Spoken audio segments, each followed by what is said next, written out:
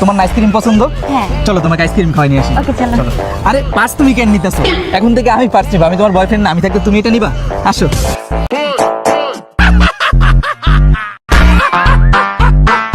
একটু ফোনটা ধরো তো, জুতার লেজ ছুটে গেছে। বাবা তোমার একটা কল আসছে কিন্তু দেখা যাচ্ছে না। আরে তোমার লক হচ্ছে 2224, চেক করো। আসো তোমাকে নিয়ে একটা সেলফি তুলি। দাঁড়াও, ছবিটা আমি ফেসবুকে দেবো। তুমি আমাকে নিয়ে ছবি ফেসবুকে দিবা? হ্যাঁ, ছবি ফেসবুকে আপলোড দিব, পাশাপাশি সুন্দর করে স্টোরি দিয়ে তোমাকে মেনশন করে নিচে লিখে দেবো মাই লাভ। তুমি ক্যাপশন দিবা মাই লাভ? হ্যাঁ, তুমি আমার গার্লফ্রেন্ড না? দাঁড়াও দিয়ে নি।